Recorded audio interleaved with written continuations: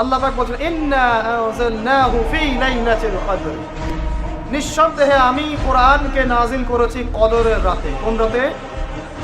ওয়া মা আদরাকা মা লাইলাতুল কদর। এ নবী মুহাম্মদ সাল্লাল্লাহু আলাইহি ওয়াসাল্লাম, আপনি কি জানেন কদরের রাত কি? লাইলাতুল কদরি খায়রুম মিন আলফি শাহর। আল্লাহ পাক বলেন কদরের রাত হচ্ছে হাজার মাসের চাইতে উত্তম। সুবহানাল্লাহ। তানাজ্জালুল মালাইকাতু ওয়ার রূহ, এই রাতে নাজিল হয়, অবতীর্ণ হন ফেরেশতা মণ্ডলী, আসমান থেকে সমস্ত ফেরেশতারা নেমে আসে। ওয়ার রূহ, এবং জিবরাইল আলাইহিস সালামও নেমে আসে।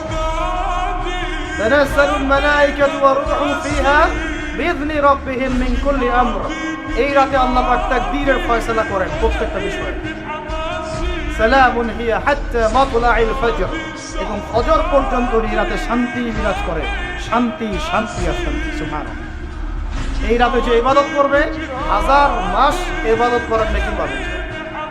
কেন এই রাতটা কেন ইম্পর্টেন্ট? একটাই কারণ, এই রাতে আল্লাহ পাক কোরআন নাযিল করেছেন। কি নাযিল করেছেন? কোরআন। এখন আসেন একটু মনোযোগ ধরে রাখেন। আল্লাহ পাক কোরআন নাযিল করেছেন লাইলাতুল কদরে। আর লাইলাতুল কদর কোন মাসে? শাবানে, রজবে না রমজানে? আবার বলছি, আল্লাহ বলছেন আমি কোরআন নাযিল করেছি লাইলাতুল কদরে।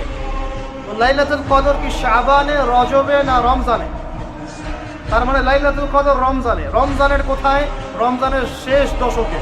রমজানের শেষ দশকে 21, 23, 25, 27, 29, এই 5টা বেজর রাতের যে কোনো একটা রাত হবে কি লাইলাতুল কদর। তার মানে আমরা বুঝতে পারলাম কোরআন নাজিল হয়েছে লাইলাতুল কদরে। লাইলাতুল কদর হচ্ছে রমজান মাসে, অর্থাৎ কোরআন নাজিল হয়েছে রমজান মাসে। ঠিক আল্লাহ পাক সূরা বাকারায় বলছেন শাহরু রমাদানাল্লাযী উনজিলা ফীহিল কুরআন। রমজান সেই মাস যেই মাসে শুধু কিবলাই পরিবর্তন হয়নি, শুধু বদরের যুদ্ধই করা হয়নি, রমজান মাসে কোরআনও নাজিল হয়েছে। আল্লাহু আকবার।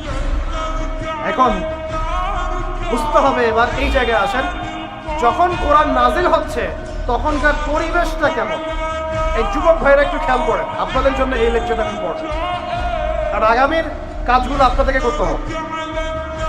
রমজান মাসে কোরআন নাজিল হয়েছে, এখন দেখবো আমরা কোরআন কোন প্রেক্ষাপটে নাজিল হয়েছে, কেন নাজিল হলো, কোরআন নাজিল হওয়ার কি প্রয়োজন ছিল বিশ্বে।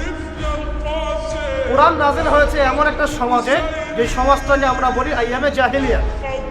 কি বলি ভাই? কোথায় নাজিল হয়েছে? হেরা গুহায়। তার উপর নাজিল হয়েছে মুহাম্মদ রাসূলুল্লাহ সাল্লাল্লাহু আলাইহি ওয়াসাল্লামের উপরে। কখন, কিভাবে, কোন প্রেক্ষাপটে?